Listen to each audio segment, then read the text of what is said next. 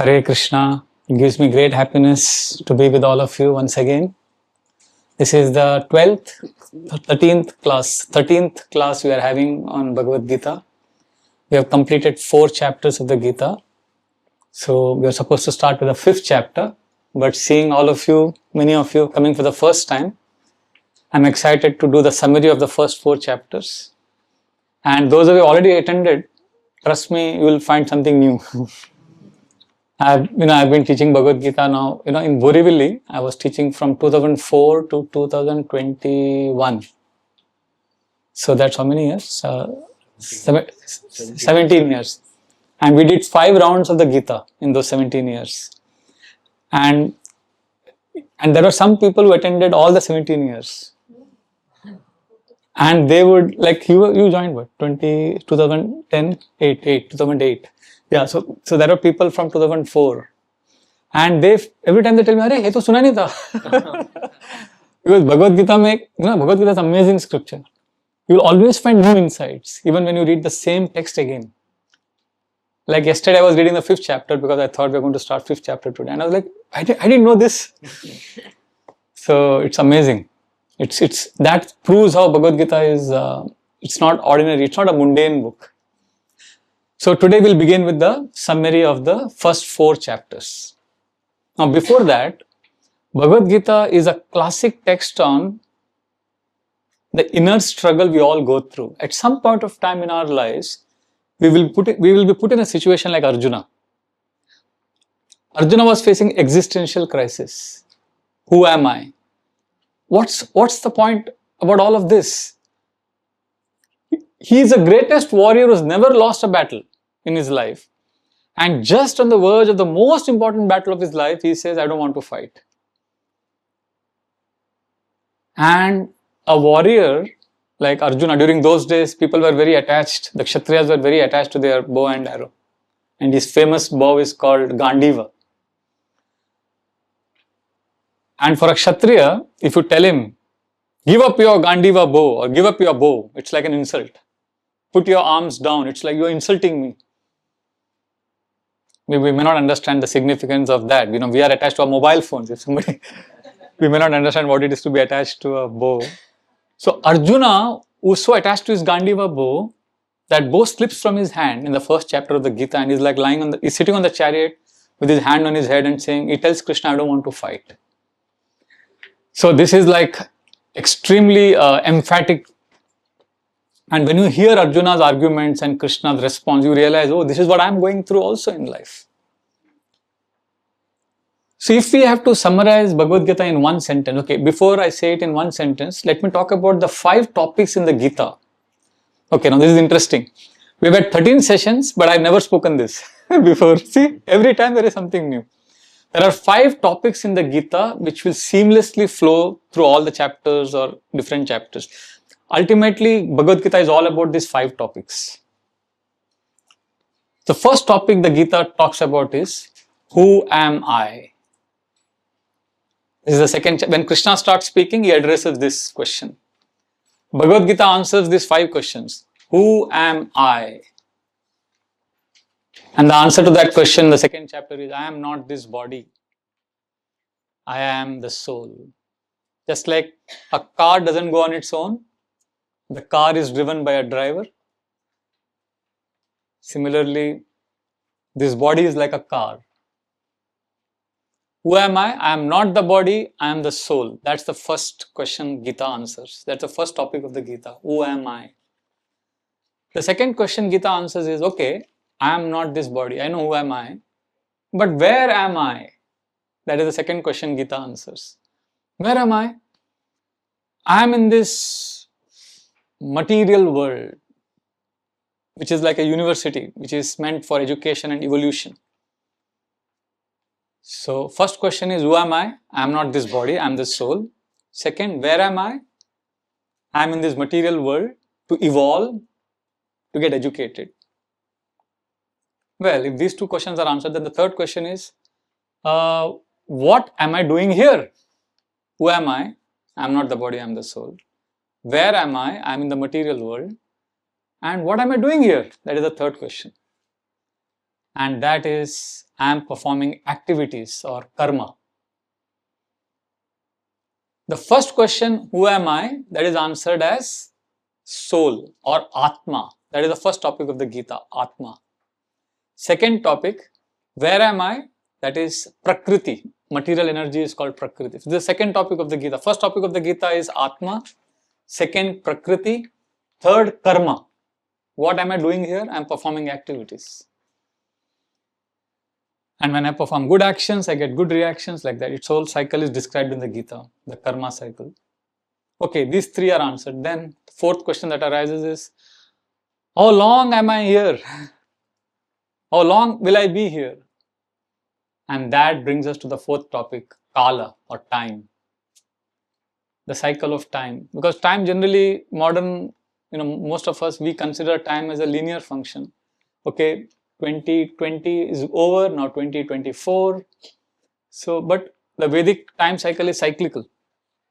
Just like we have sunrise, afternoon, sunset, then again sunrise the next morning. Just like that, time also is cyclical. So, that's a different subject matter. We'll come to it when we come to the 8th chapter. But time is another topic. So, these are the 4 of the 5 topics. First, who am I? Atma. Where am I? Prakriti. What am I doing here? Karma. How long? Kala. After all of this, is there something beyond this? Is there a world, is there a reality beyond all of this? Yes, and that is God or Ishvara or the spiritual reality. And through yoga, we attain that spiritual reality. This is the 5th topic of the Gita. Atma, Prakriti, Karma, Kala and Ishvara. Soul, material energy, karma, activities, time and God. And we connect to God through yoga. So if I have to summarize all the 18 chapters of the Gita or 700 verses in one paragraph, this is what it would be. And if I have to summarize the entire Bhagavad Gita in one sentence, this is how it would be. I am a soul trapped in the material world, performing activities under the jurisdiction of time, although I belong to the spiritual world to which I can reconnect through yoga. This is one sentence summary of the entire Bhagavad Gita. I'll repeat. I am not the body, I am the soul who is trapped in this material world, performing activities within the jurisdiction of time, although I am part of God and belong to the spiritual world to which I can reconnect through yoga. So this is a one sentence summary of the entire Bhagavad Gita. And to unzip this, we started diving into each chapter in great detail. So the first chapter begins with Arjuna asking Krishna to take his chariot between the 2 armies. Both armies have assembled for the war.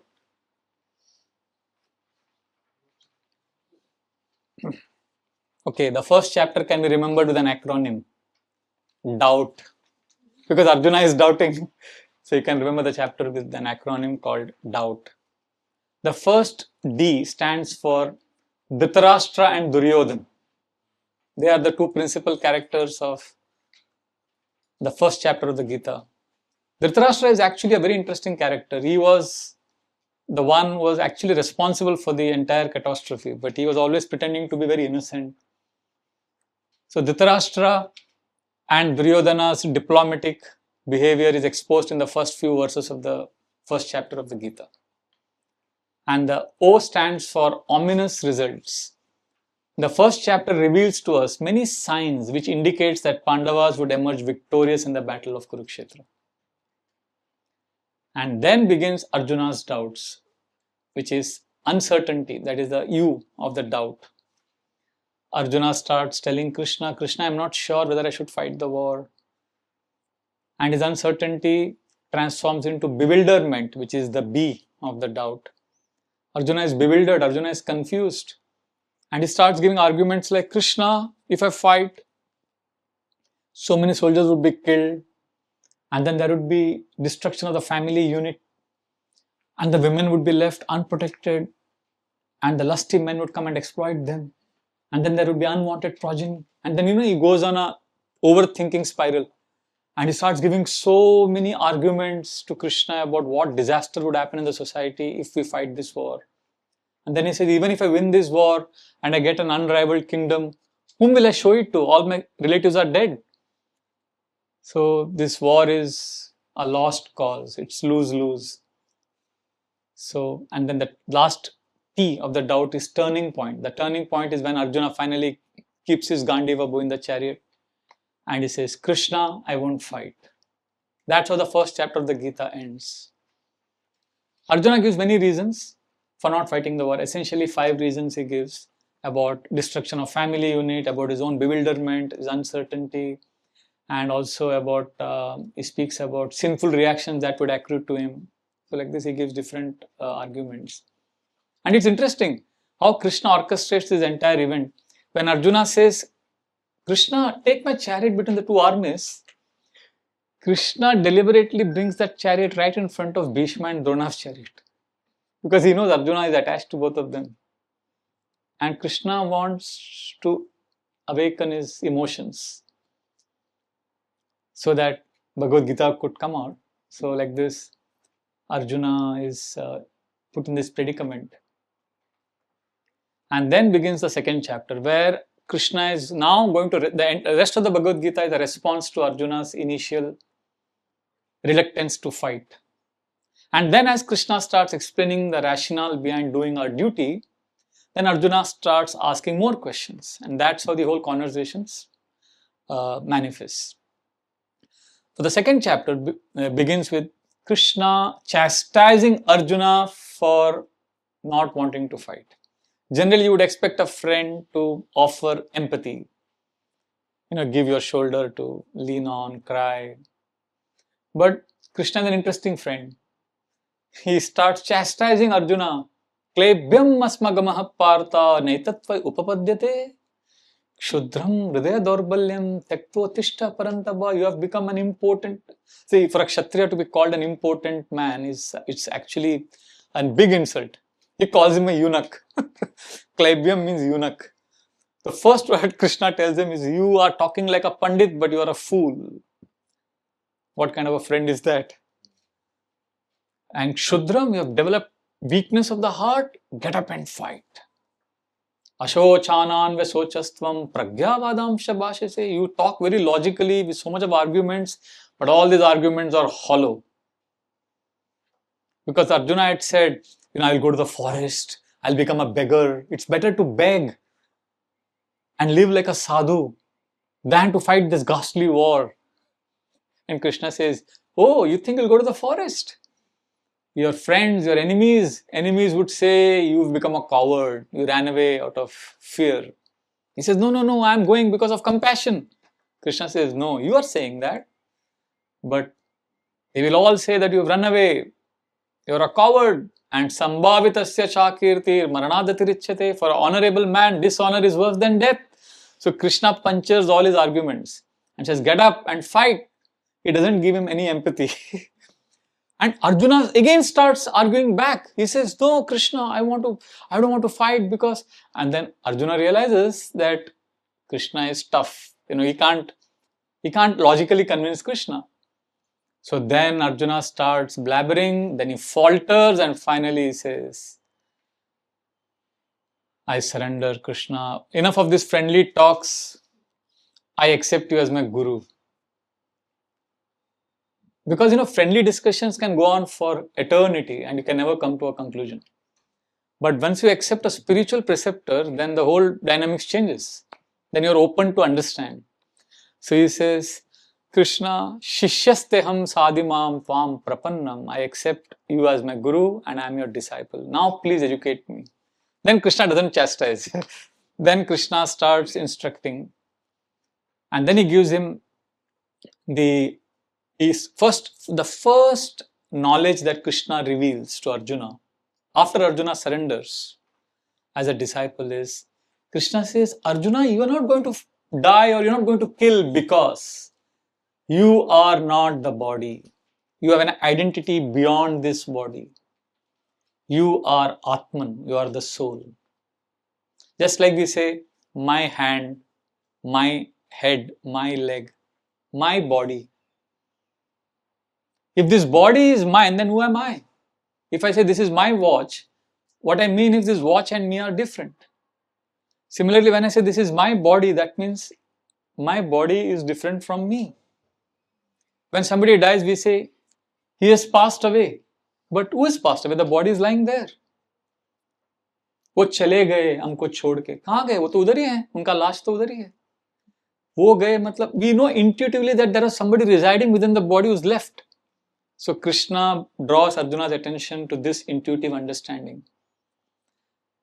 That I am not the body, I am the soul. And just like the food for the car is different than the food for the driver.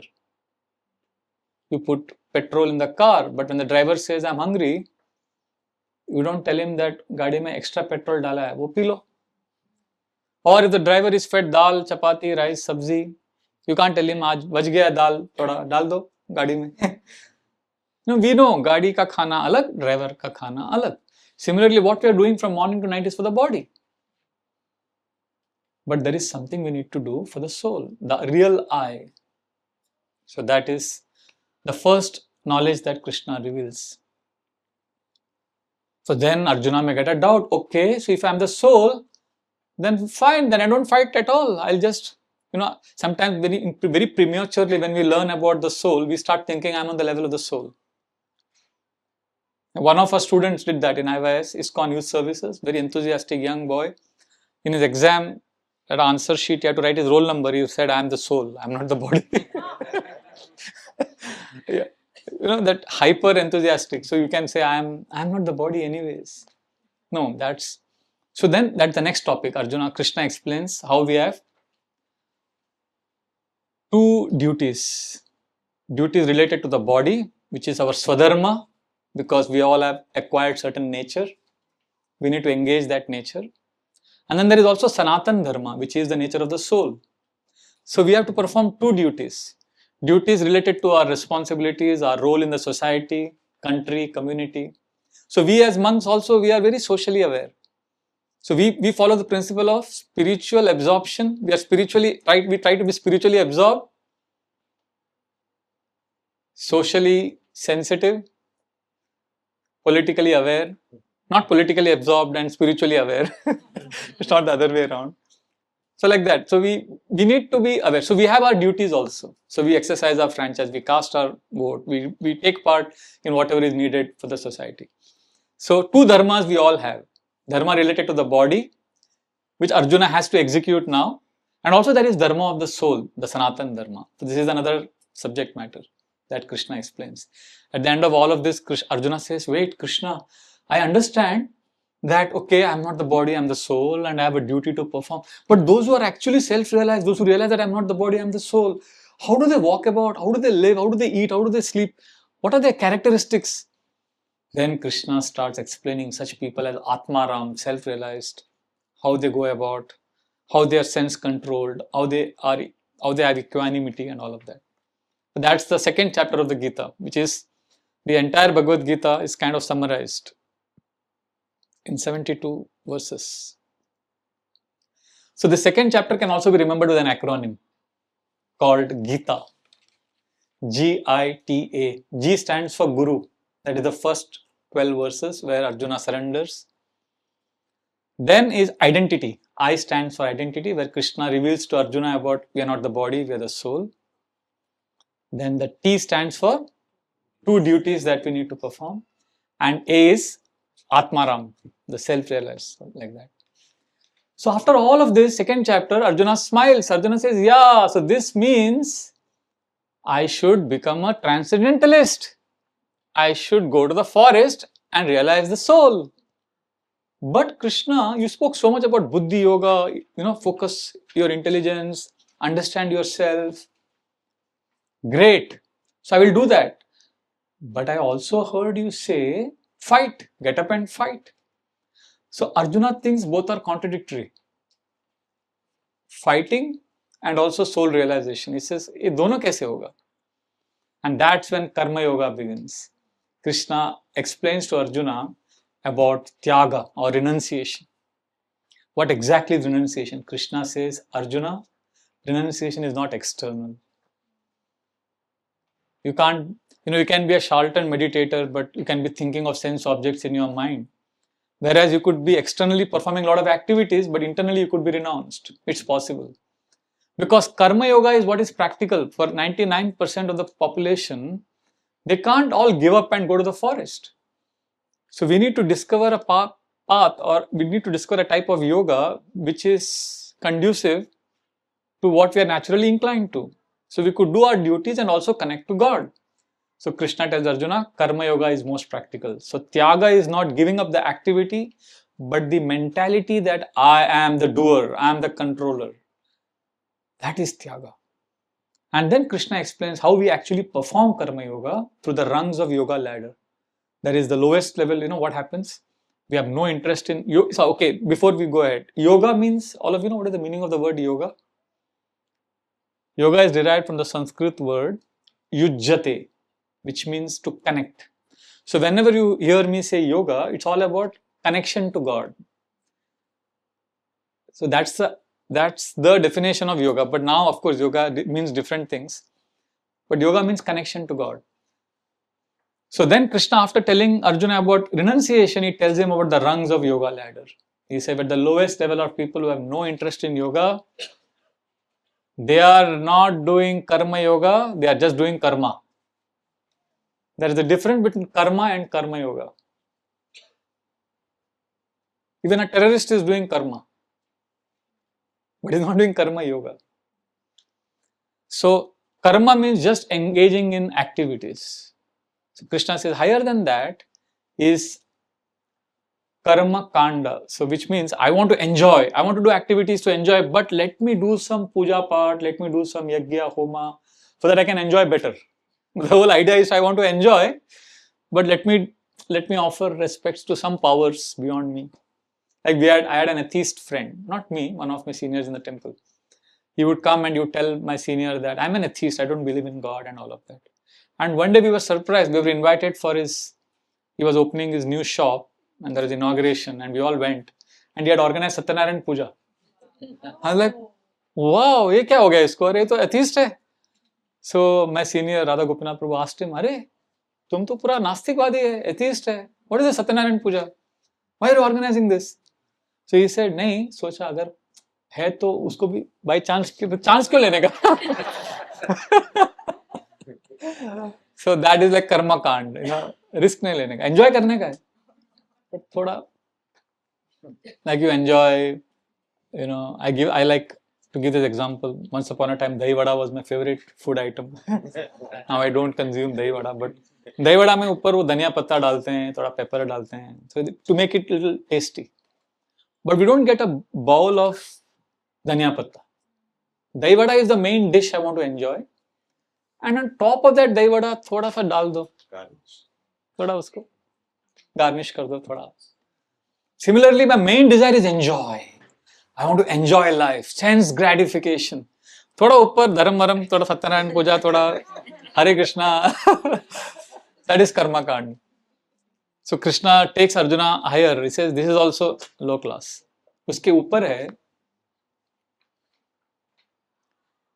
Sakama Karma Yoga. Means now you're beginning on the path of yoga, but Sakam Karma Yoga means okay, I understand there is a higher power. I want to connect to God, but I am also attached to the results of my activities. I want to enjoy my activities. I want to do it my way. I want some results of this. Fine, no problem. But also connect with God. And then higher than that is Nishkama Karma Yoga, where you're not attached to the results at all. You're only attached to the activity. Like that. You go higher. And then there is Jnana Yoga. You understand everything is transitory. And then you perform Dhyana Yoga. Finally, you arrive at Bhakti Yoga, where nothing matters. So I gave an example last time when we were in the 3rd chapter about my own experience of going through the journey of karma, different yogas. We had one young man who came to the temple when everybody had gone on a pilgrimage. We were 8 of us managing the entire temple complex. So this young man came and offered services. He said, I want to serve all of you. I see that all of you go out and distribute Bhagavad Gitas. Your bags are torn. I want to sponsor jeans ka bag, acha quality ka. I want to help you have good bags. So I thought he's sponsoring. I assumed, and he brought some 20 bags for all of us. And I was so happy that he's doing this seva. At the end of it, he gave me a bill. I was like, "Arey, kya ho gaya?" So I realized that he was not doing yoga. He was just doing business with us. After some day, another young man came. He said, "Abhi chutti, I want to do seva." So I said, "Seva?" Immediately I thought, he may also ask for money. So I said, "What seva?" So he said, "Mandir mein seva karna." I said, "आप पैसा चाहते हैं?" "अरे प्रभु जी क्या बोल रहे हैं पैसा? हमको सेवा करना है प्रभु, no money." Oh, then I was relieved. So then I knew that he's not karma kandi, or he basically wants to do yoga. I thought he's doing karma yoga. I said, "Okay, come." So I said, "Can you join me? We are going to clean all the toilets today." I don't know toilets. I will only do the altar DT room seva. और कुछ सेवा नहीं करेंगे, हम वही सेवा करेंगे. I said, अरे ये क्या हो गया? मतलब he is attached not to the fruits. He doesn't want money, but he's attached to the work. पैसा नहीं चाहिए, ठीक है, निष्काम कर्मयोग कर रहा है, but he is attached to the activity. That is also okay. At least he is wanting to serve Krishna. And after some time, another young man came. He said, सेवा करना है. I said, पैसा लेंगे? नहीं प्रभु जी क्या बोल रहे, पैसा नहीं चाहिए. कुछ प्रेफरेंस है? नहीं नहीं नहीं, आप जो बोलेंगे सेवा करें. I knew that was like bhakti yoga. Whatever is needed, I'll do. I'm a puppet in the hands of the divine. Please engage me, my dear Lord. So that way we evolve. So many of us, we are all at different levels of yoga. So Krishna takes Arjuna through the rungs of yoga ladder. And then Arjuna may hear all of this. He says, yes, because the whole idea in those who know Hinduism a little bit, the Vedic concepts, the idea is when you practice all this yoga, when you understand, you read scriptures, you kind of come to an understanding that all of this is transitory. So when you get a lot of knowledge, there is a seamless gravitation towards renouncing the world. So this jnana leads to renunciation, which is natural. When you are highly educated or knowledgeable in this area, the Honorable Prime Minister of India right now. So I think 10 years ago, one of my friends met him. And he said something interesting. So my friend was congratulating him on his second term being re-elected as a PM. So when he congratulated him for the PM, now whether this is a political gimmick, that's for all of you to decide. But I'm just speaking on the merit of what he said. He said, and because my friend is also a monk. So he said something which resonates with the Gita students. He said, "Arey, Prabhuji, aapko to sab pata hai, ye jo hum kar rahe hain, what I am doing is just for some years. This is temporary.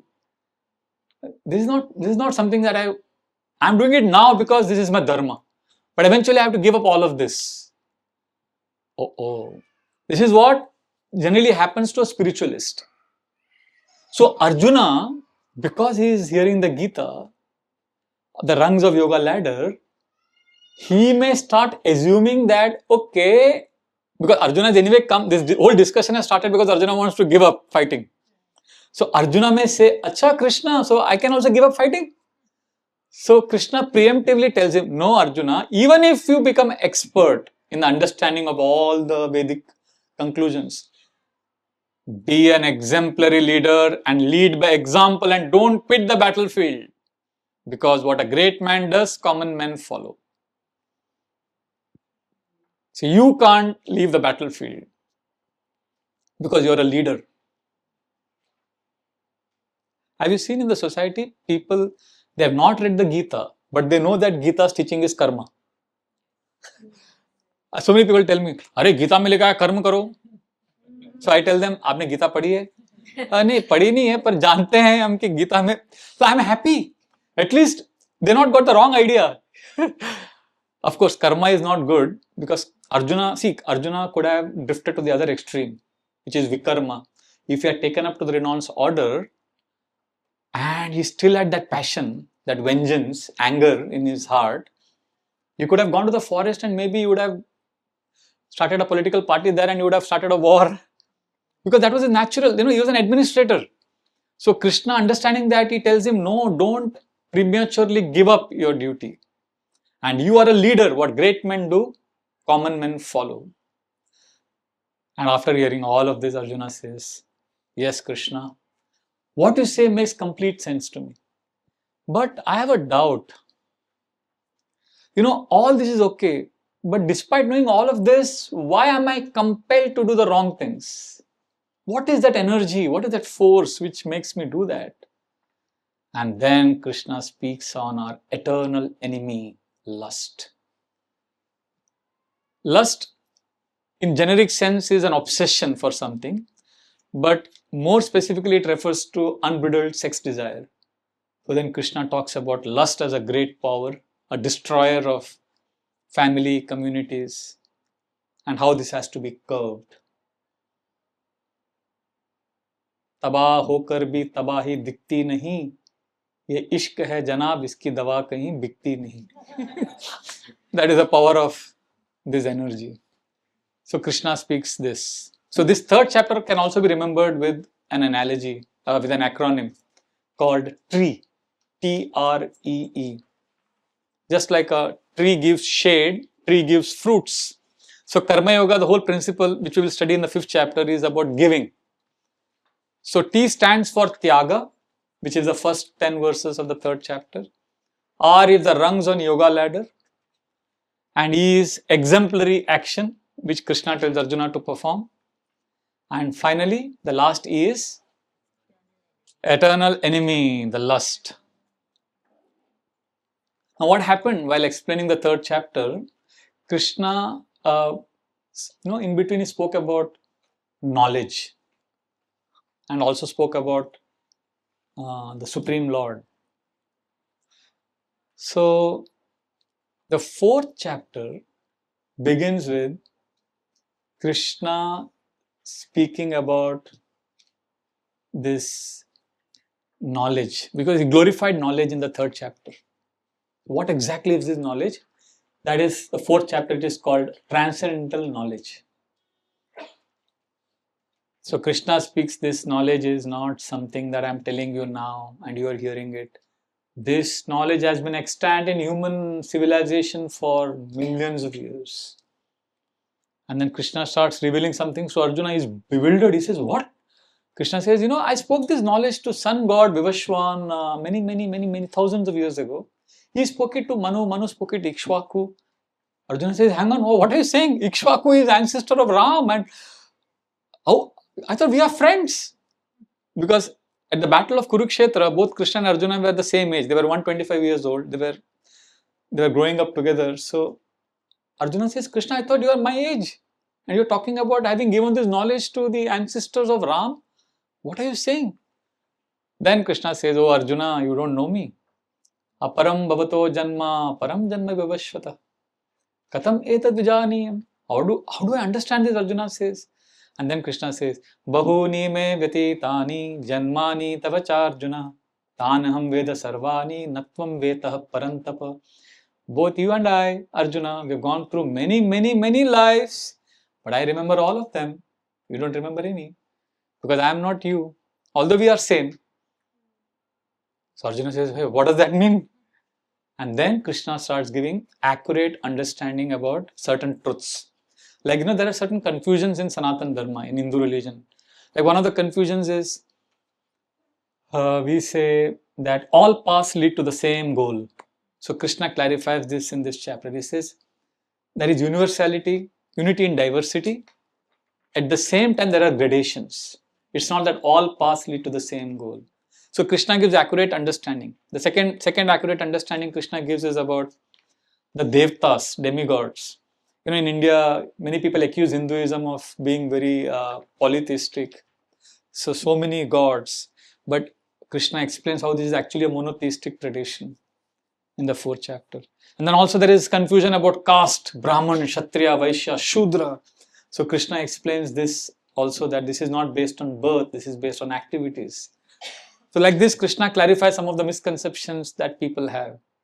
It's interesting about Varanas that Krishna explains, Brahman, Kshatriya, Vaishya. We all have a certain nature. One of the most amazing things you'll find in the Mahabharata is that when Arjuna won Draupadi's hand, how they were disguised as?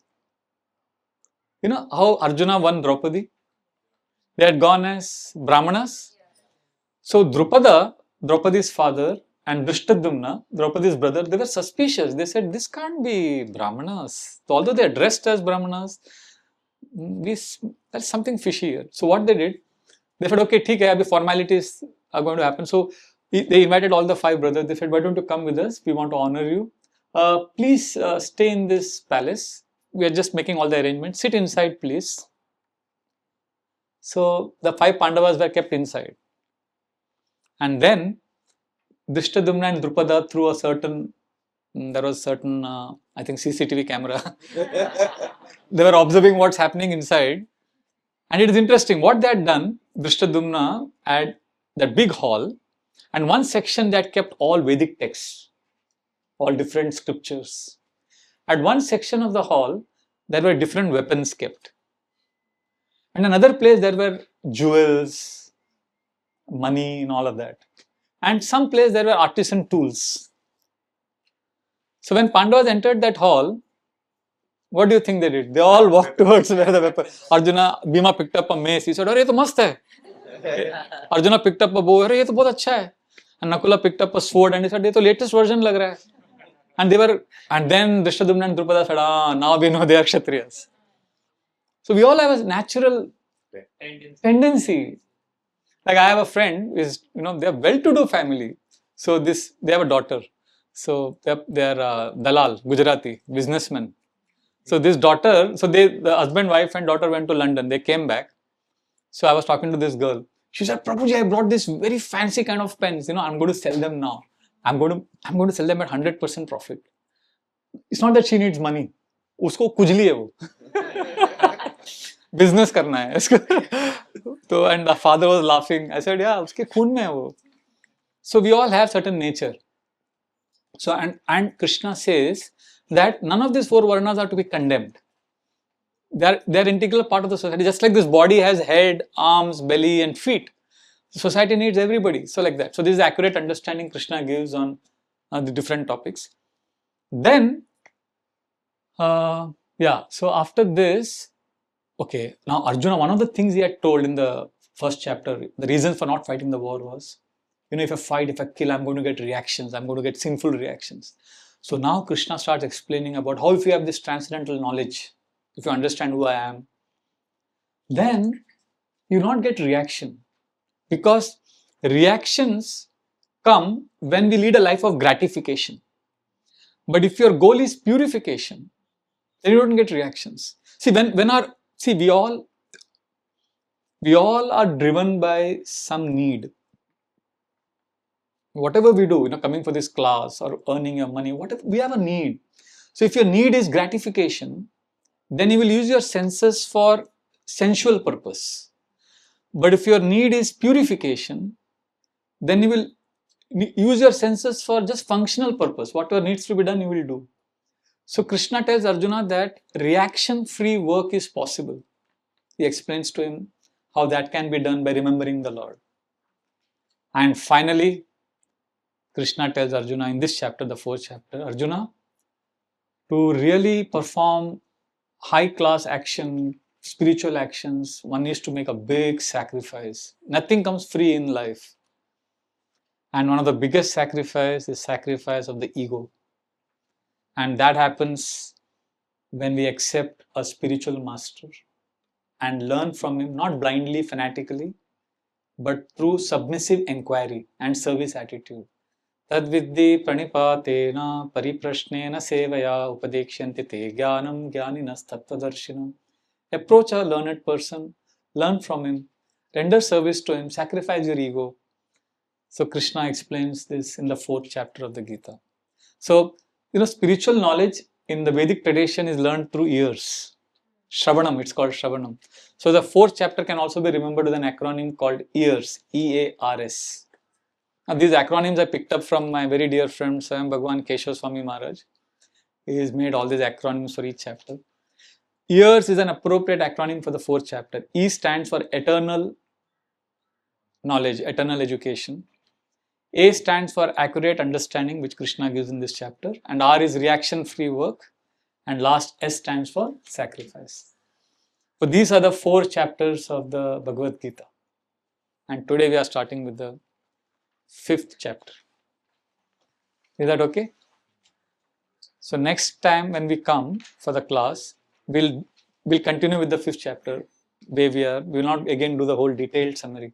One of you will have to, I'll ask questions, and then, because some of you would be there, I presume. So although there will be some new people, I'll ask you, what is the first chapter? How do you remember the first? So if you know the answers, that will help the new people also. Okay? So now, can we dive into the 5th chapter of the Gita? Yes. Thank you for your kind attention so far.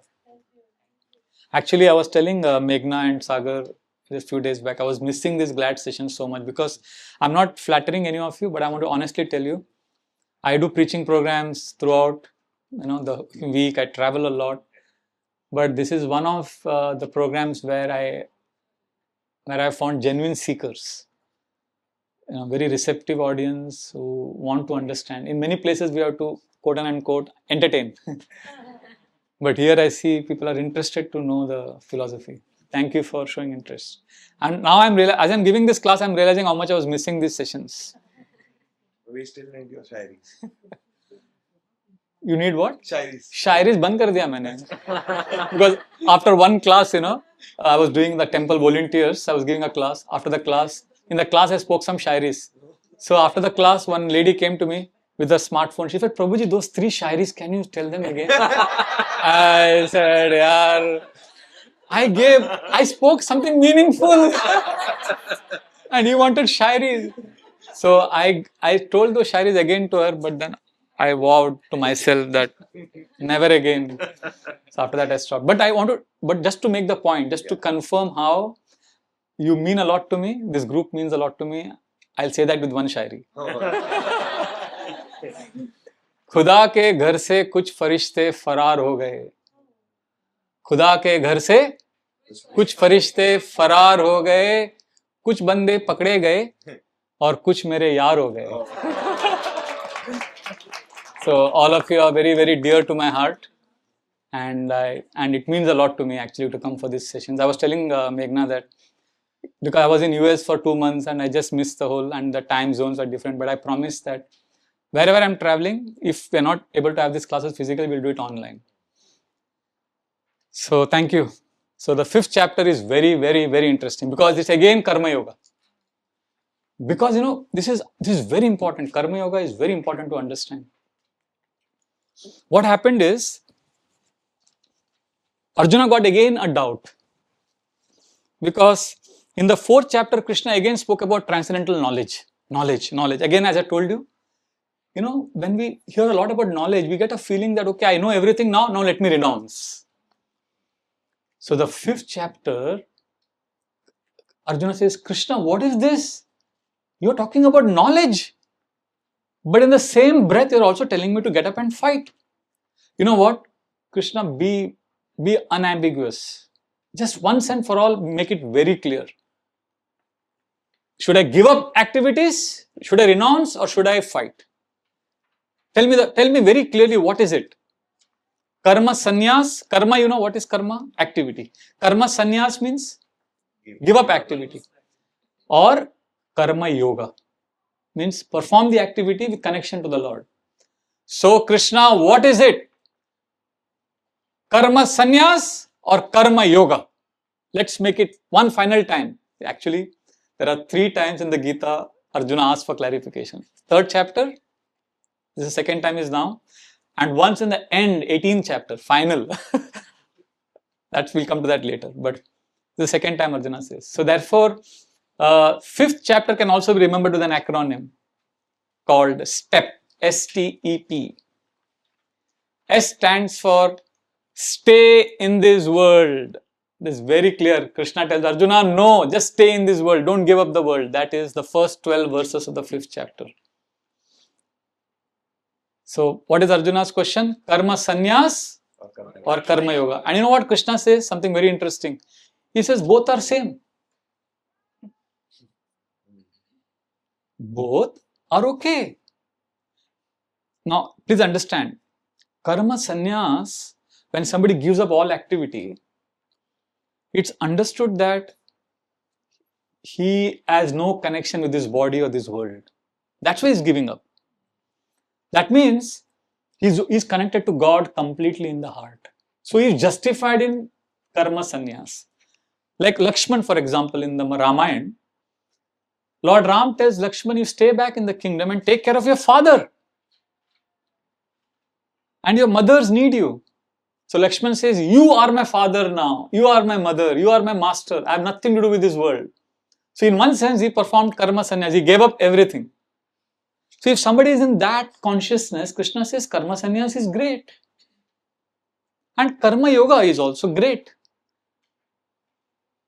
But for you, Arjuna, karma yoga is better. Because karma sannyas is very risky. You give up all activities for your bhajan sadhana, but then you take sannyas, but you fail in your spiritual pursuits, and then you don't want to do your work, so you are not a karma yogi, but you are not actually a karma sannyasi also, you are a cheater. Mityasarasa uchyate, you become a pretender, so you become a vikarmi, you become, do we have shortage of pseudo gurus or cheaters? We have heard about all of them, right? So Krishna warns about this. It's better to be a karma yogi than a karma sannyasi because it is easier. Because you can do your activities, fulfill your desires also, and also be connected to God. That's the main theme of these first 12 verses. So that's very, very clear. No more confusions Arjuna has after this. Karma yoga is better than karma sannyas. Because karma sannyas means you give up. Just imagine Baldev sings so well, Meghna Singh, they do such nice kirtan. God has given them ability. Now what is the use? If they say, okay, we are not going to sing anymore. That's karma sannyas, you're giving up all your talents. God has given you ability for some reason. If you can speak, why give up speaking? What is dangerous is using your talent for destructive purposes. That's what Krishna says you give up. But don't give up the ability that you have. Use it for the Lord's service. That is karma yoga. That is the S of the step.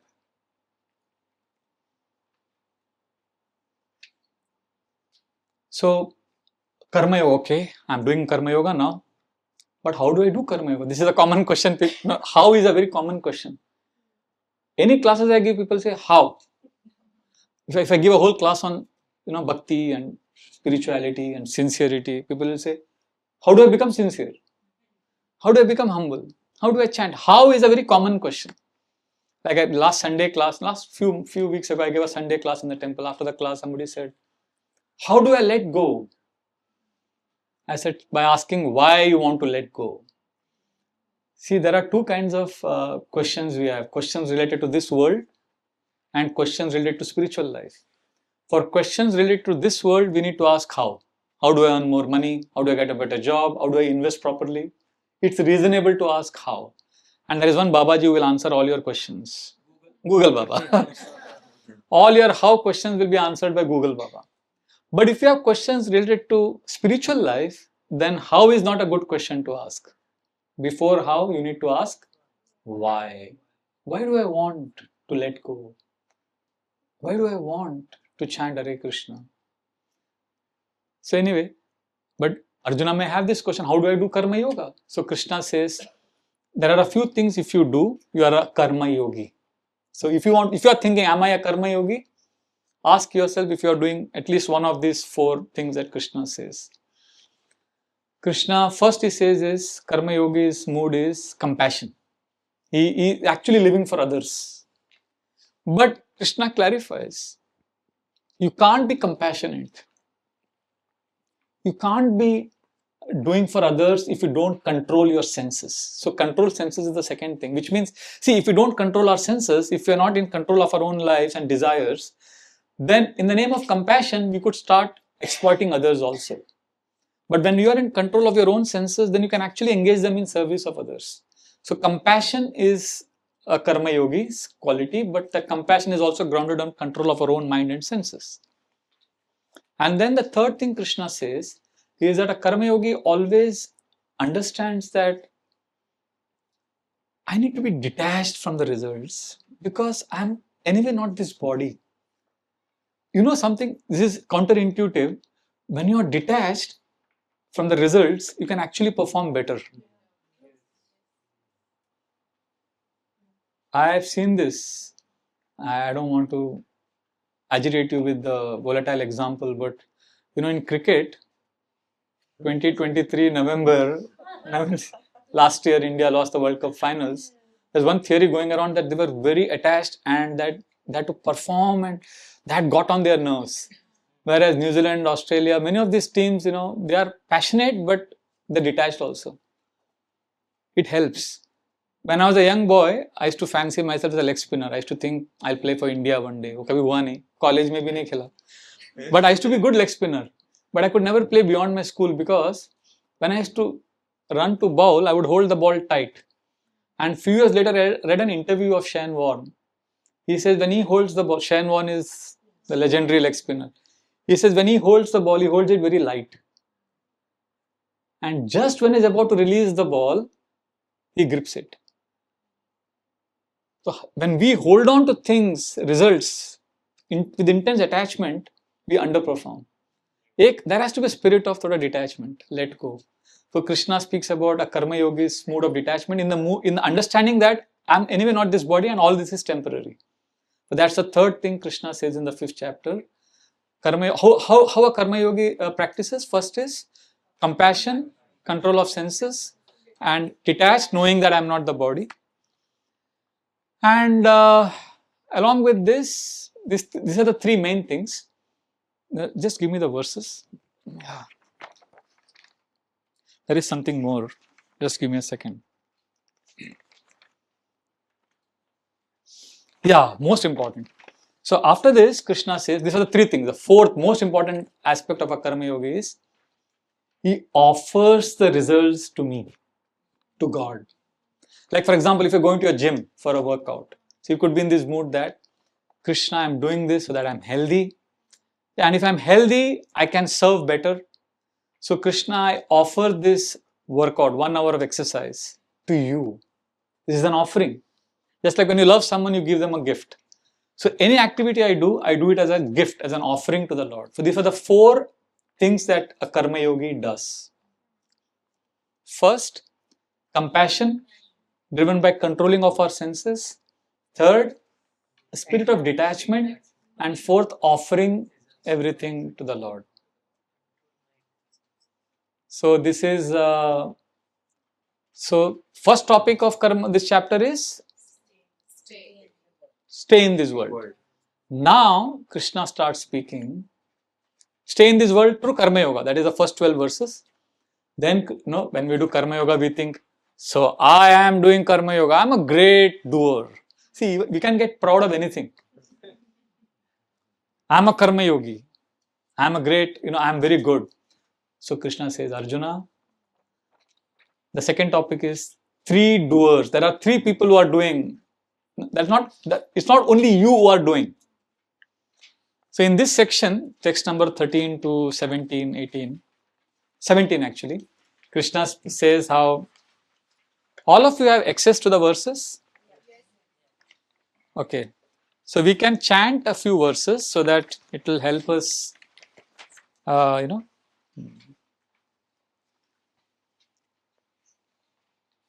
So you can chant verse number 2. So what we will do, I will chant one line.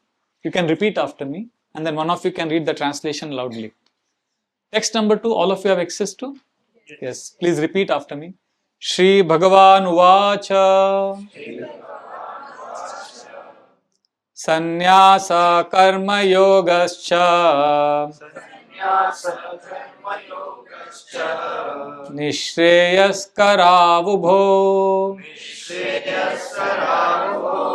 Tayostu Karma Sannyasat Karma Yogo Vishishyate. can read loudly the translation. One of you, any one of you. Yes, loudly. The personality of Godhead replied, renunciation of work and work in devotion are both good for liberation. But of the two, work in devotional service is better than renunciation of work. Now, this is what we discussed. And also remember one point I said, Krishna tells Arjuna that it's easier, it's safer, and you get results fast through Karma Yoga. That is emphasized in verse number 6. Please repeat after me. Text number 6. Sannyaasastu mahabaho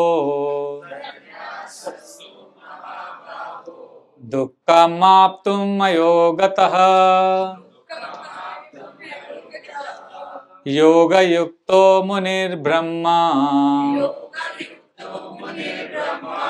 na chirenadi gacchati. Merely renouncing all activities, yet not engaging in the devotional service of the Lord, cannot make one happy. But a thoughtful person engaged in devotional service can achieve the supreme without delay. Yes. So this is the first section of how Karma Yoga is better than Karma Sannyas. And regarding the 4 things that you need to do as Karma Yogi, that is from text number 8, 9, 10, 11, 12. You can read the translations later. So this is the section of staying in the world, just staying in the world. So now the question arises, okay, I stay in the world, but I am the doer. Krishna says, no, Arjuna, there are 3 doers. That is the second topic of this chapter. You know, when you achieve something, you should know that there are 3 doers. First is you, because you desire to do something. You have an aspiration. So you are the doer. But when you desire, there is Lord in the heart who sanctions that desire based on whether you deserve it or not. That is the second doer. And once the Lord sanctions, then this material energy orchestrates it and it arranges for it to happen. That's the third doer. Third doer is the material energy. So you desire to go to the airport. You come out of your house, out of your building. You sit in the taxi. The driver takes you there. But the driver has a car, has a vehicle which takes you there. So you desire to go to the airport is compared to the first doer. So you walking up from your room to the taxi is like the first doer. There is some things you can do. And just like the driver takes you there, the Lord in the heart actually makes it happen. But the driver takes you to the airport through a vehicle. That vehicle is compared in the analogy to the material energy. There are 3 doers, because in this section, text number 13 to 17, Krishna speaks about how there are material energy is also doing, the Lord is also doing, but the Lord is not affected by your reactions. So that's how we harmonize that there are 3 doers. So okay, I am doing Karma Yoga, I will follow these 4 things, I will be detached from the results, I will offer everything to the Lord, I will control my senses, I will be compassionate, and I will understand I am not the doer, the Lord is the doer, so I will be humble. All of this I will do. But can you tell me, what are the characteristics of a person who is a good Karma Yogi? I know that I am actually successful in Karma Yoga. So Krishna says, such a person will have equal vision. That is the third topic. STE. E stands for equal vision. And that is the third topic of the 5th chapter. Text number 18. Can you please repeat after me?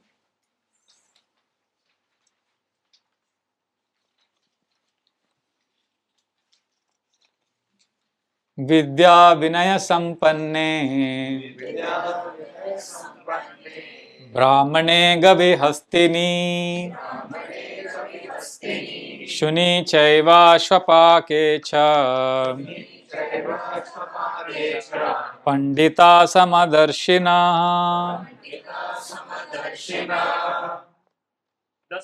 The humble sages, by virtue of true knowledge, see with equal vision a learned and gentle Brahmana, a cow, an elephant, a dog, and a dog-eater, outcast.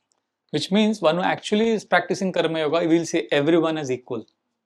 Not just Brahmana and outcast, but also an animal, dog, cow, everyone he will be able to see equal. Equal vision is a result of a successful karma yoga practice. Basically, what this means is such a person would not be attracted to external objects for enjoyment. Such a person would focus on inner drive. His happiness would be internal. And what about external sense objects? A karma yogi is dealing with external sense objects is very beautifully explained in verse number 22. Please repeat after me. Yahi samsparshja bhoga dukkhayo evate adyantavanta kaunteya nate shuramate buddha. And And Please. an intelligent person does not take part in the sources of misery which are due to contact with the material senses. O son of Kunti, such pleasures have a beginning and an end, and so the wise man does not delight in them. This is one of the very powerful verses in the Gita. Sparshja means contact of the senses with the sense objects. Yahi samsparshja bhoga. Bhoga means enjoyment. Dukkha yonaya. When we enjoy senses with the sense objects, it produces dukkha. Dukkha yona. Yoni means womb. So enjoyment is resulting in misery. It's like you become, whenever you enjoy, it basically means you become pregnant, and at one point of time misery would come. Dukkha yonaya evate. Dukkha would be born, and here you can't do abortion. This will take birth. X amount of pleasure is equal to 2x amount of misery. Why? Because Adi Antavanta, O son of Kunti, because this is a beginning and this is an end. Nate Shuramate Buddha, Buddhiman log isme raman nahi karte. This requires little humility to accept. Those who have lived some years in this body, you know that enjoyment is not what is promised.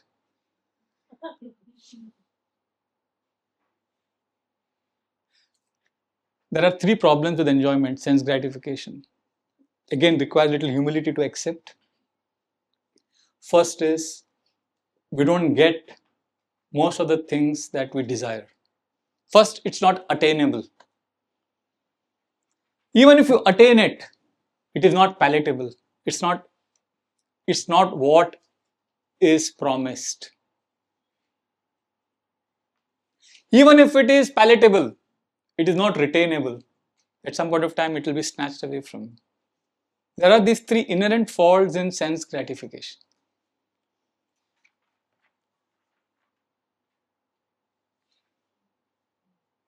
That's a fact. सपनों की मंजिल ढूंढी तो गम की गर्द मिली, चाहत के नगमे चाहे तो आए सर्द मिली, है ना? So, sorry, what is that? Gurudat, I don't know. देखो, सपनों की मंजिल ढूंढी, देखा कि we built castles in the air, but गम की गर्द मतलब dust, थोड़ा बस, the dust of sorrow was filled my ears, eyes. I just couldn't enjoy what I thought of. And then we do get companionship, but problem क्या है? दिल के बोझ को दुगना कर गया ऐसा गमसार मिला, हमने जब कलियां मांगी कांटों का हार मिला. That's how life is. चलो हमको एक शायर पार्टनर मिल गया. That's how life is. We don't really get. Sometimes we do get. We feel, yeah, I got what I wanted, but time is so powerful. Time separates you. बिछड़ गया हर साथी देकर पल दो पल का साथ, किसको फुर्सत है जो थामे दीवानों का हाथ. हमको अपना साया तक अक्सर बेजार मिला. Even our shadow fails us. आज मैंने परछाई से पूछ ही लिया, क्यों चलती हो मेरे साथ? उसने भी हंसकर कहा, और कौन है तुम्हारे साथ? That's how life is. Now, are we saying as ISKCON devotees, oh, are we pessimistic? Oh, this is life, you will never enjoy. No. See, the main teaching of ISKCON Bhakti Yoga is, okay, first understand that sense gratification won't give you happiness. And then second, accept it. इसको ही जीना कहते हैं, यूं ही जी लेंगे. उफ न कहेंगे, लब सी लेंगे, आंसू पी लेंगे. गम से अब घबराना कैसा, गम 100 बार मिला. हमने तो जब कलियां मांगी कांटों का हार मिला. So acceptance is what Bhagavad Gita teaches. ठीक है यार, ये हम आंसू पी लेंगे. See, nobody teaches us how to embrace pain. We are always taught to negate pain from childhood. But to lead a meaningful and effective life, we need to at some point of time learn how to हलाहल कड़वा सच. जहर मरने के लिए थोड़ा सा, पर जिंदा रहने के लिए बहुत पीना पड़ता है. पीना पड़ेगा उसको. वो nobody teaches us this. We are always taught negate misery. But you know, the actual suffering, why we look for stimulation? Because stimulation keeps us excited. It gives us a dopamine. Not just happy experiences. Even misery can be sometimes stimulating. But actually what is killing is the daily grind, the drudgery, the same thing you have to go through every day. That's what slowly kills all of us. That's what makes life very cumbersome and very suffocating. Unless we learn to happily accept it, we can't be happy in this world. मतलब उसको स्वीकार करना होगा. And if we keep seeking gratification, some sparsha bhoga, that's only going to cause misery, because dukkha yoneya, it's going to give misery. So therefore, the solution, Krishna says in text number 24, is very important. Yonta sukho antaramas tatantar jyotirevayah sayogi brahma nirvanam brahma bhuto digacchati. One whose happiness is within, who is active and rejoices within, and whose aim is inward, is actually the perfect mystic. He is liberated in the Supreme, and ultimately he attains the Supreme. Yes. So the focus of a karma yogi is he seeks happiness from within. It doesn't depend on the external sense objects. So this is the third topic of 5th chapter of Karma Yoga, which is equal vision, based on our inner strength. And the last is P. P stands for peace. Peace formula is given in the 5th chapter of the Gita, the last verse, which is one of the most important verses of the Bhagavad Gita, 5.29. Please repeat after me. We will end with this. Bhoktaram yajna tapasam sarvaloka maheshwaram suhurdam sarvabhutanam gyatva mam shantim ruchyati.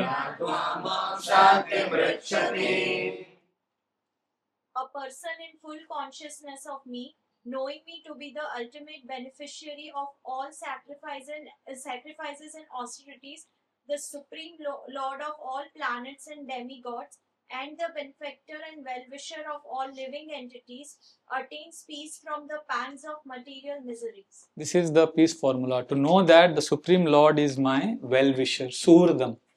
So when a Karma Yogi, what he does is, as he is performing his duties, he is constantly meditating, oh, the Lord is my well-wisher.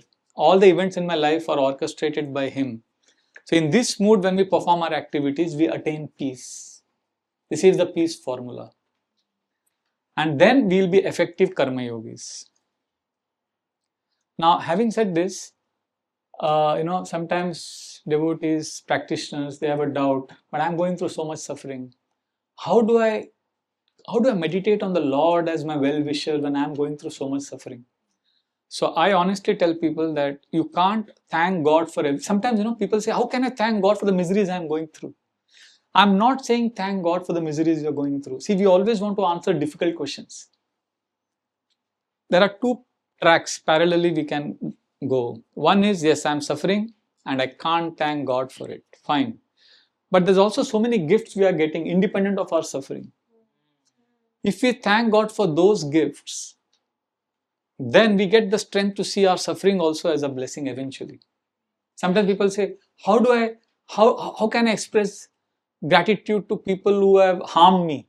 No, please express gratitude to people who have benefited you. Do what is possible. Why do you want to do what is not possible? When we were young, our maths teacher used to tell us in the exams, please attempt the easy questions first. But as grown-ups, we want to attempt the difficult questions first. Do what is possible. So when we do this, then slowly we start seeing, see, I have a gratitude journal I practice every day. As we have done that exercises here also in the past. So if we can thank God for daily gifts, I'm not saying you thank God for everything. Now, for example, I don't want to get into details, but I went through some serious family issues. I had to deal with some family members' issues and I had to solve all those problems. And I knew I was not grateful at that moment for that thing. But my gratitude journal, I persisted with that. Even during the peak of that, morning, my fresh gratitude journal had at least 10 to 13. On an average, every day I had 10 to 13 gifts to thank God for. And this was independent of what I didn't want to thank God for. But because I persisted with those 10 to 13 gifts, different things every day. And now I can say honestly that I can't say I'm happy because of the suffering, but gratitude is a deeper sense of happiness. Happiness is a feeling, it comes and goes. Gratitude is a choice. Gratitude is something which can nourish us at a deeper level and in the long run. So Bhagavad Gita 5th chapter, practical application of this is a gratitude practice every day. Because that helps you seek happiness from within. It helps you say no to sense gratification and also it helps you develop tolerance. Tolerance is one of the key factors mentioned here.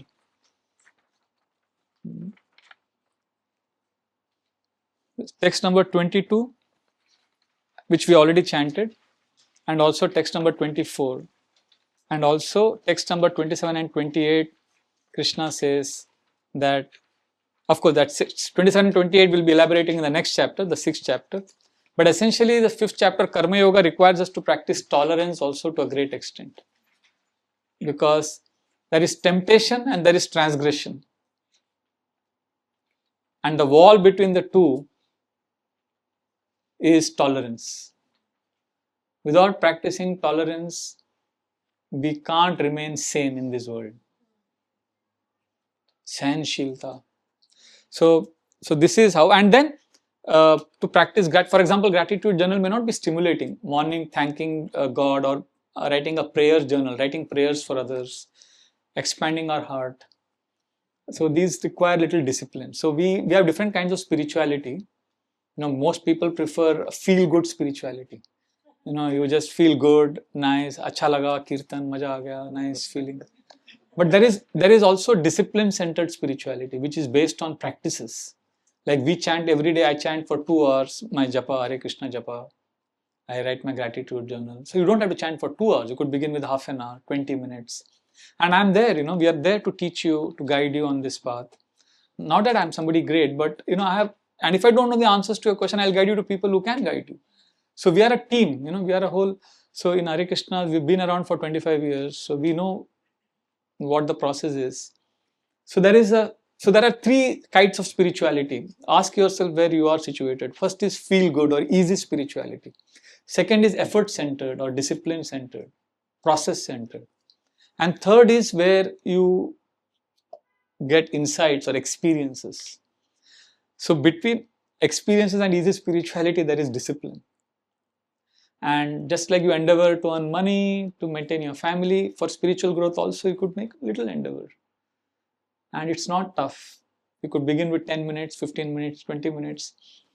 If you want more, guidance and you want to stay connected, I'm always available. Govind Prem Prabhu is here. He is my very dear friend. He's kind of secretary, friend, everything. And Meghna is here. We are all there for you, to guide you, to help you.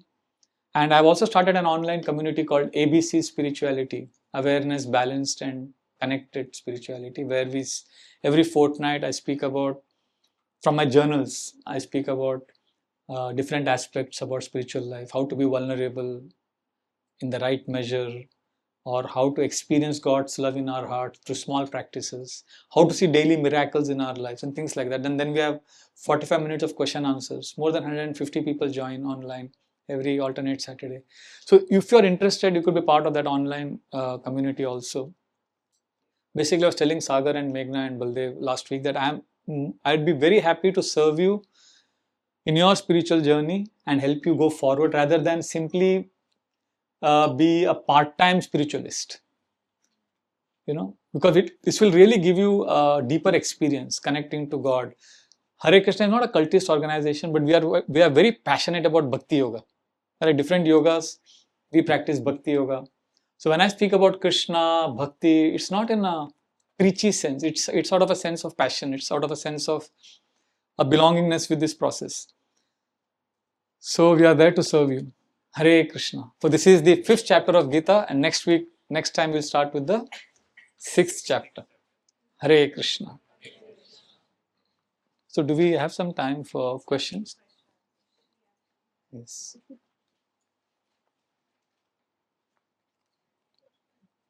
And we can have Kirtan after this?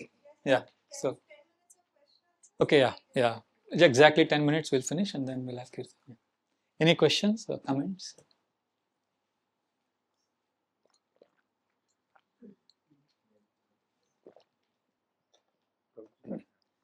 Yes, please. So when you explain about 3 types of doers, one is you, wherein you have decided to do certain things. Sometimes things don't work according to your, like maybe the time wise or something. You may get it later on, like when God willing. The second one is the God.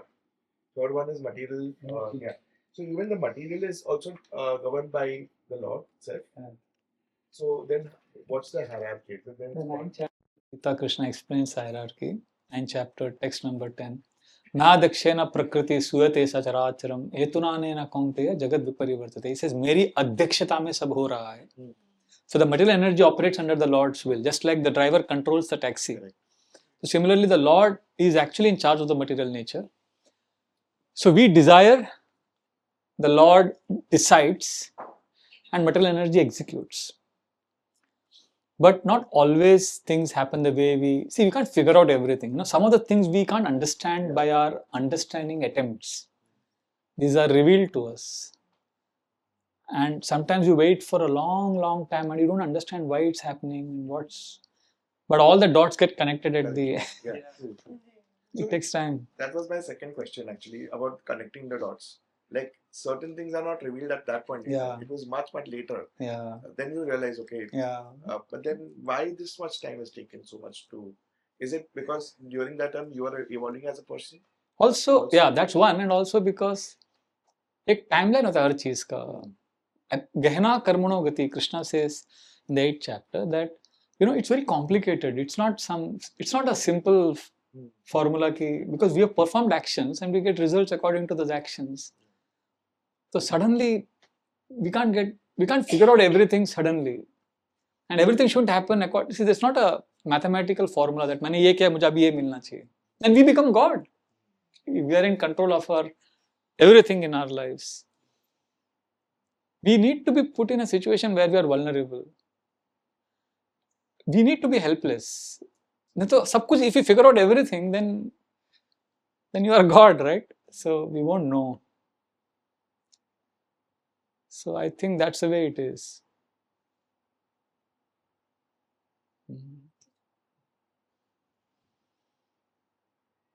Yeah, I was thinking of some shairi. I didn't quite could get. I give up.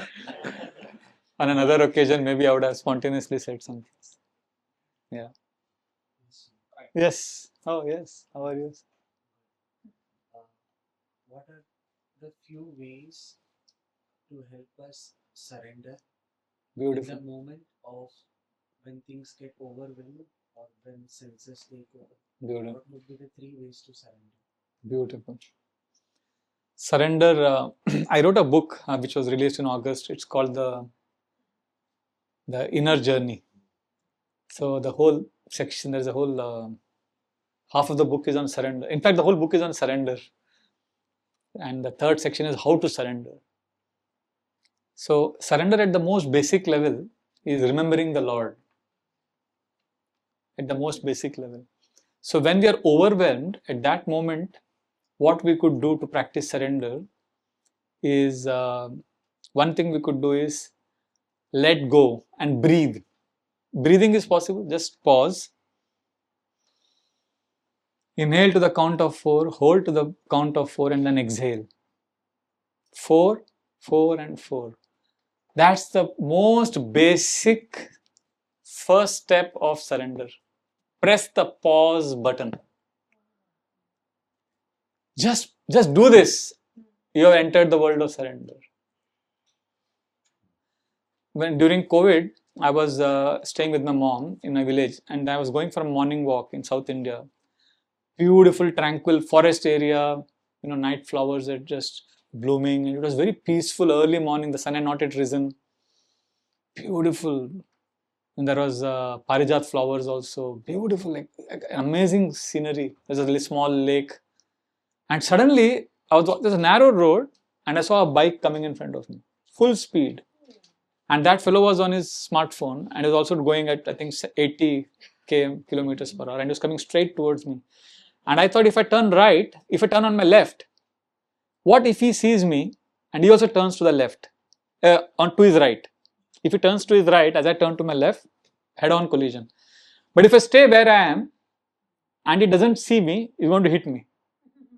This is all happening in 1 second. I'm thinking like this. And the only option I had was jump on the right side. Right side was a lake, the small stream. So if I jump, I'll break my bones because it was quite low. So what do I do? So in that spur of the moment, I decided to turn left. And as my luck would have it, he also saw me and he turned on his right. And we were just head on. And then I stood where I was, and he went past me like this on my right. But just as he passed me, hit my shirt, and a car was behind me in full speed. It passed from my left, hitting my shirt. It was just 1 second I had a brush with death. And both of them passed, and both of them were honking, and I stood frozen. And then after a few seconds, again everything was tranquil, the cuckoos were singing. I was like, no. Behind this beautiful nature, I could feel the sword I could see the nature's beauty, but I could also see her deathly fangs. And then I could see my breath was, your heartbeat, your sympathetic nervous system is activated, fight and flight response is activated. I was fighting some imaginary battle, but I knew surrender means breathe, pause. You know what I did? I ran, there was a coconut tree. I sat under that coconut tree. I just did this. This is what I did. I don't know for how long. I slowed down. I was just breathing. And then when I rose, after maybe half an hour, I don't know how long, I was peaceful. And I looked at that stream, which was flowing. I could see chappals, plastic bottles going with that rainwater. And I could also see the reflection of the giant banyan tree on that. And suddenly I realized I am not this body. At that moment I realized I am beyond death. I realized just like all these things are flowing in the water, everything is going to pass, but something, just like that reflection of that banyan tree stayed, I don't die. And that realization actually pacified me. And I could carry on. Otherwise, the whole day I would be nervous. I would be fighting some imaginary battle. But now I continued my day's activities in a space of transcendence because I decided to stop and breathe. So this is the first and most important. And in that space of breathing, relaxing, you could offer a silent prayer. I call it, again, no political pun intended, but I call it the BJP method. Breathing, journaling and prayers. This is what I do because I do this every day. I do breathing, I write journals and I offer prayers. So this is the best form of surrender. Hare Krishna. These are the 3 things you could do. You asked me 3 things to surrender. Yes? Yeah, we'll take one last question. What do we do? for divine time. I'm sorry. Go ahead. You should wait for the divine timing. Timing, yeah. So it's very difficult To wait. Yeah. So how do you work on that? Surrender is a part of it, but Yeah. it's not easy to Wait. wait. Yeah. Yeah, we wait by knowing that Krishna is. That's why it requires a lot of trust and faith. Into that, that's why Shabari's example is given in Ramayana. Shabari is our hero. She wait. Krishna is the best director. He's like he's expert in timing. His sense of timing is too good. I often say this example of Rajkumar. 1960s का hero था वो. Rajkumar वो जानी. So Rajkumar says, जानी हम तुम्हें मारेंगे, जरूर मारेंगे. और वो बंदूक भी हमारी होगी, वो गोली भी हमारी होगी, और वो वक्त भी हमारा होगा. Krishna, God is the original Rajkumar. So when Krishna sees you are struggling to surrender, you need to remember Krishna's dialogue. Krishna tells you, what's your name? Neelu. Krishna tells you, my dear Neelu, हम तुम्हें बचाएंगे, जरूर बचाएंगे. और वो situation भी हमारी होगी, वो प्लानिंग भी हमारा होगा, और वो वक्त भी हमारा होगा. Sorry, huh? You say everything is a choice what you make. But finally, he is the one choosing it for us. So this is also so confusing. No, yeah, he's choosing that. the Yeah, doer also. yeah, he's the doer also. But So we do. we have a choice of in trusting him. We have a choice of saying, Krishna, I love you, I accept your plan. That choice we have. Finally, he will do what he wants. Yeah. But in that, see, we live in an age when we want clarity and we want control. We want to figure out everything. But control and love are opposites. And when you're in love, you don't want to control. And when you are a control freak, that means you are not loved.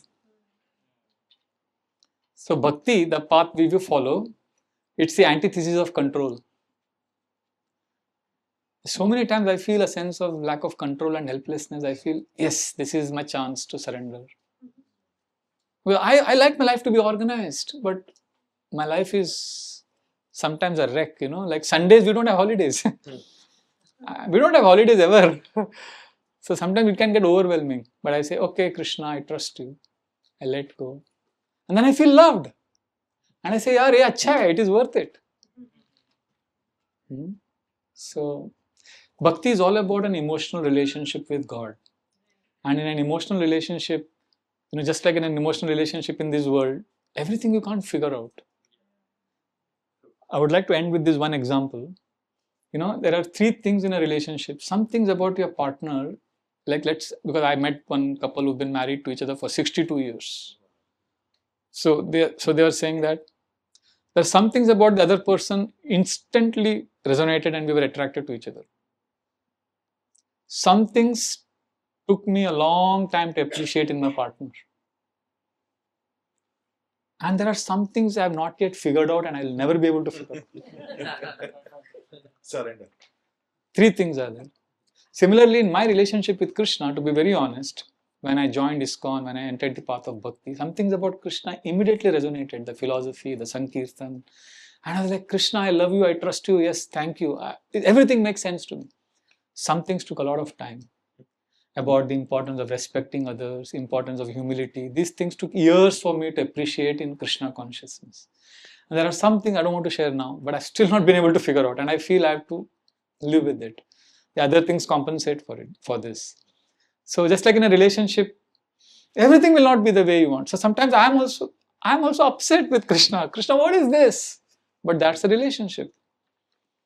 I can't say I'm always happy, but I feel loved. There's a difference.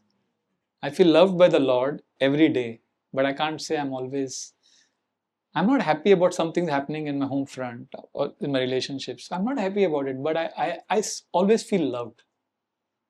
So that's what bhakti will guarantee. Bhakti will not guarantee you getting answers and clarity. Krishna loves to play hide and seek. Yeah, so it's tough. Okay, we'll stop the question answers now. Say a little bit about the spiritual master. Maybe next time, Meghna, because It's this only 1 month. So that's We why. need more sessions now. yeah. It like just sounds Rita told. little bit on About spiritual master. Just as you were saying in the 4th chapter. yeah.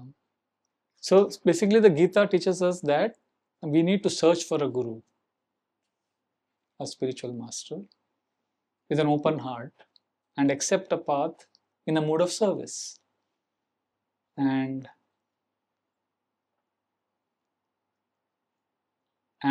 lot of realizations will be revealed based on that act of surrender. Again, I repeat, it's not a fanatic, cultist kind of surrender that Krishna is demanding. Krishna is demanding a surrender in the sense of open-mindedness to receive from the Guru. How would we know that this is a spiritual guru? You know, it's like this. You begin by reading, hearing, and contemplating. And you need to have some sense of what to look for in a guru.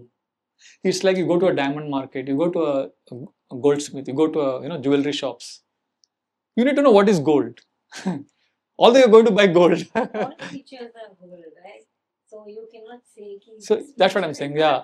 So you just spend time in contemplation, hearing and contemplation, and honest prayers and introspection. It will be revealed.